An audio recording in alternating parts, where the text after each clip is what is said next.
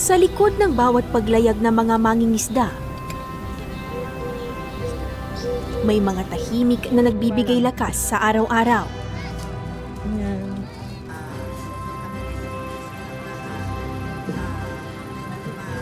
Ito ang kwento ng mga buhay na magkakaugnay.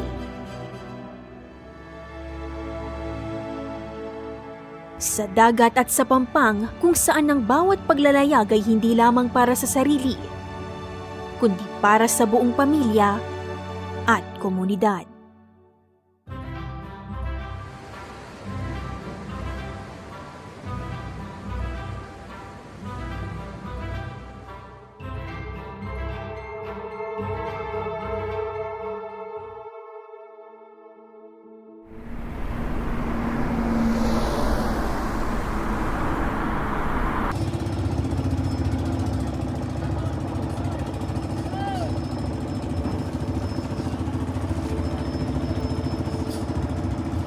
Ang bawat paglalayag ng mga mangingisda ay may kaakibat na pangamba at pag-asa sa mga naiiwan sa pampang.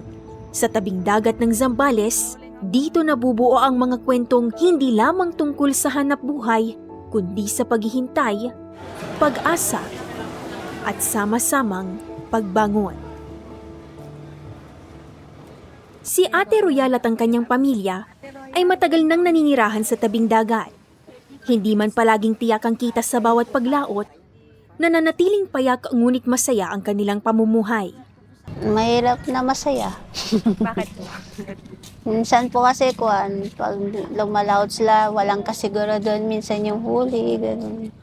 Tapos pag masaya na, pag nakauwi po silang ligtas, kahit walang huli, okay lang, basta ligtas po na nakakauwi. Di po kasi masabi minsan yung dagat kung minsan may kain ng isda, minsan wala. Kaya minsan hirap din po. Lumaki ang kanilang pamilya sa dagat, kaya't ito rin ang naging pangunahing pinagkukunan ng kabuhayan. Sa kabila ng bigat ng bawat pag-alis, nananatili ang pag-asa na makababalik ng ligtas ang mga pumapalaot. Malaki ang naitutulong ng mga kagamitang pangkomunikasyon upang mabawasan ang pangamba ng mga naiiwan sa pampang. Sa pamamagitan ng radyo at iba pang paraan ng pakikipag-ugnayan, mas nagiging panatag ang loob ng bawat pamilya sa gitna ng matagal na pamamalaot. So, paano po yun, ma'am? Kapag ilang araw po ang hihintayin ninyo para... Pinakamatagal po 10 days. Tapos sa 10 days po na yun, gaano po kayo panatag? Hindi na po kami ganong nababahala kasi meron po silang radyo na yung ICOM ginagamit po nila pang contact po sa kanila. Habang ang ilan ay nasa laot, may mga naiiwan sa tahanan na nag-aasikaso ng pang-araw-araw na pangangailangan ng pamilya. Pinapangalagaan ang mga anak at sinisigurong na pagkakasya ang kita. Sa ganitong paraan, binubuo ang kabuhayan sa dagat at sa loob ng tahanan. So, habang wala po si Mister, ano po ang ginagawa natin sa... Nag-aasikaso po sa mga anak, Ilan na po anak niyo? 2 po. At ilang taon na po yung mga bata? 1 po, 13 tsaka 6. Tapos buntis. Kayo lang mag-isa, ma'am. Gaano po kahirap sa inyo, ma'am, na alagaan po yung 2 anak ninyo, maliliit pa, wala po madalas ang inyong mister. Hindi naman po ganong nahirapan kasi hindi naman po masyadong pasaway yung mga bata. Tapos minsan po paglalawat po may naiiwan naman pong budget. Tipid-tipid sa kung anong meron na ulam, yun na lang po. Sa gitna ng aming kwentuhan, pansin ang pagiging mapagmahal at maasikaso ni Ate Royal. Tinataguyod rin daw nilang mag-asawa ang pag-aaral ng mga bata. Kaya't isa rin sa naitanong ko sa kanya ay kung siya ba ay nakapag-aral din ba? At ang sagot niya, Ako college graduate siya sa high school. Ayaw po niya akong papasukin sa trabaho Bakit po? Kasi wala pong magkuhan din sa mga anak ko mag-asikaso. sa huli, ang bawat desisyon ay nakaugat sa hangaring mapabuti ang pamilya. Ngunit hindi lahat ng kwento ay nananatiling buo. May mga pagkakataon na ang pagkawala ay nagiging bahagi ng buhay at ang mga naiwan ay kailangang magpatuloy. Ang asawa ko po ay manlalaot, kaya nga lang nasawi na siya, wala na siya ngayon. Since ano pa siya, bata pa talaga siya. Yun na ang kinabubuhay ng magulang nila, na-adapt na ng mister ko. Yun ang ano. Nung nabubuhay po si Mister, ilang taon na po kayong katuwang ni Mister sa ganitong klase ng hanap buhay? Matagal na rin, siguro mga 35 years. Ito na ang bumuhay talaga sa amin. Ito na yung ano namin talaga. Dito na talaga kami kumukuha ng kinabubuhay namin. Noong nabubuhay pa ang asawa ni Ate Wilma, isa sa kanilang pangamba sa tuwing papalaot ay ang maabutan ng sama ng panahon sa gitna ng laot. Ang pinakamahirap sa amin bilang asawa ng mga mangingisda ay yung maabutan sila ng sama ng panahon sa laot. Kasi halos lahat kami, kasi marami din sila sa isang bangka. Minsan nag-ipon-ipon kami mga asawa, nakaantay sa dalampasigan, aantayin namin yung mga asawa namin kung kailan darating. Yun ang inaantay namin, na sana walang nangyari, makauwi ng maayos dito sa piling ng mga pamilya nila. Sa tuwing maaalala ni Ate Wilma ang mga pagkakataon kung saan hinihintay nito ang pagdating ng asawa, hindi nito maiwasang maging emosyonal dahil ngayon wala nang hihintayin sa Pampang. Ang hirap kasi sa yung katuwang mo sa hanap buhay na hindi mo na dapat gawin kasi siya na lang ang gagawa. So sa ngayon dahil wala na siya, yung gawain niya, ako na rin ang gumawa. Kumbaga tatay na nanay pa. Yun yung ang hirap talaga ng ganong sitwasyon na wala ka ng kapartner sa hanap buhay. Sa'yo lahat. Sa kabila ng mga pagsubok, pinipili pa ring magpatuloy. Kailangang ipagpatuloy ang hanap buhay hindi lamang para sa sarili, kundi para rin sa mga umaasa rito. Sa pangingisda, ang kabuhayan ay hindi lamang para sa iisang pamilya. Ito ay pinagkukunan din ng ikabubuhay ng iba pang mga kasapi ng komunidad na magkakaugnay sa bawat paglalayag. Mahirap bilang may-ari ng bangka, mahirap magdala ng tao. Mahirap po talaga magdala ng tao kasi lahat pakisamahan mo, lahat gagawin mo na tapos lahat. Kasi parang ano din kailangan mo rin suportahan ang kanilang mga pamilya. Kailangan mo talagang pakisamahan. Kasi yung mga pamilya din ng mga tao namin, dyan lang din sa bangka namin, umaasa. Kaya kailangan nagkakaisa sila. Minsan minimiting ko sila na magkaisa. Pag nasa laot, kailangan hanap buhay, hindi kung ano-ano para maiuwi sa mga kanya-kanyang pamilya. Hindi na rin nakikita nila Ate Wilma na magpalit ng hanap buhay dahil para sa kanila, ito na ang kanilang buhay. Taging hiling ni Ate Wilma, Ang sa akin lang sana bilang mga mangingisda na mga kasamahan namin sa mga mangingisda na sana. Kasi wala naman kaming ibang hanap buhay kundi yan yung nakasanayan namin.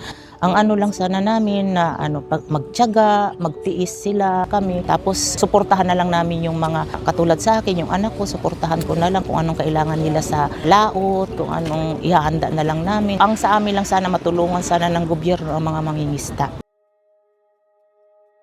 sa mga komunidad sa baybayin, ang pagtutulungan ang nagsisilbing sandigan. Ang mga samahan at asosasyon ay nagiging espasyo kung saan naibabahagi ang kaalaman, suporta at mga oportunidad upang mapabuti ang kabuhayan. Lalo na sa harap ng patuloy na mga hamon sa karagatan ng West Philippine Sea. May mga programang inilulunsad ang pamahalaan upang makatulong, ngunit nananatiling hamon ang kakulangan sa pasilidad at tuloy-tuloy na suporta upang lubos itong mapakinabangan. Ayon kay Delma Morado, Vice President ng Subic Commercial Fishers Association Incorporated o Escofy, nakakasali rin sila sa mga livelihood training ng pamahalaan. Actually, ma'am, meron naman kaming livelihood na nakaano. Kaya lang po, ma'am, nag-training naman na din po kami ng battle tuna, yung paggagawa ng fish smoke. Kaya nga lang po, ma'am, ngayon hindi pa namin na kasi wala po kaming yung pasilidad na paggagawaan. So, meron naman din, ma'am, maraming livelihood na nakahanda po na gagawain namin. Ayon naman sa panayam ng IFM kay Nigel Armada, Chief of Party ng Fish Right Program ng US Embassy Manila, na sumusuporta sa ilang programa ng Bureau of Fisheries and Aquatic Resources, ang kanilang programa ay tumutulong sa pagtataguyod ng kaligtasan sa laot ng mga mangingisda. So maliban sa training kung paano mag-report, paano maggamit ng radyo, paano magrespeto sa ibang nagre-report sa radyo para hindi magkagulo-gulo doon sa dagat, nagkakaroon rin tayo ng training ng safety of life at sea, yung pinaka-basic lang na training. So tinuturuan dito yung ating mga mangingisda paano yung maggawa ng first aid kasi hindi mo maiwasan na yung mga aksidente talaga na nangyayari sa barko, sa mga maliliit, lalo na sa maliliit ng barko. Pangalawa, yung tinatawag natin ng mga paggamit ng mga flotation device. So sa ngayon napapansin natin na halos yung mga mangisda natin ay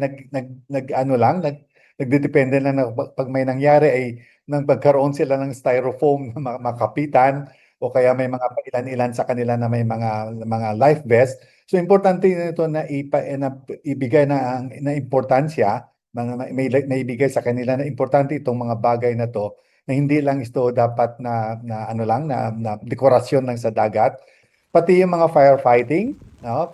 Kasama na rin dito sa training natin. Sa mga naisip rin natin ay yung maliban dito sa mga training ito ay pag-provide later on ng mga first aid kits doon sa dagat at saka siguro ma-improve yung tinatawag natin na mga flotation device. Kasama rin sa kanilang radio communication training paano mag-respond or magtawag sa mga distress signal, saka paano ito maipaabot doon sa lupa para makahingi ng tulong. Sa gitna ng mga usaping ito, mula sa karapatan ng mga Pilipino na mangisda sa loob ng ating exclusive economic zone hanggang sa pangangailangang maiparating ang mga nangyayari sa laot, malinaw ang layunin. Ang mapanatiling ligtas ang ating mga mangingisda habang sila ay naghahanap buhay sa dagat. Gaanong maingay compared sa diesel and smoother. Sa pamamagitan ng mga pagsasanay, komunikasyon at pagpapalakas ng kaalaman at kakayahan,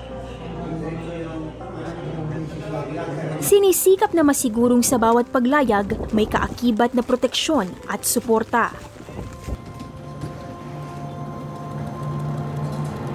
Mga isda na papunta po rito. Pero pag hindi kasi makasyado Sa bawat alon na hinaharap sa dagat, Ano ma'am, lahat po mula pagkain. naroon ang pangamba. Lalo na sa gitna ng tensyon sa West Philippine Sea. Ngunit mas nangingibabaw ang pag-asa at determinasyong magpatuloy.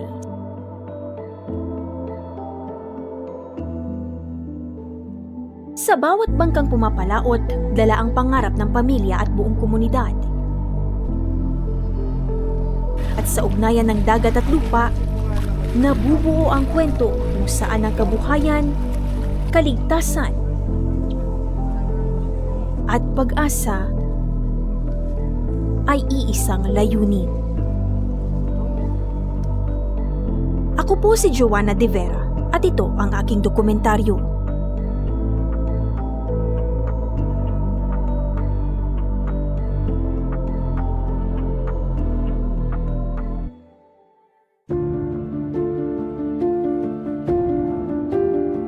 Hatid sa inyo ng RMN at US Embassy Manila's Fish Right Program.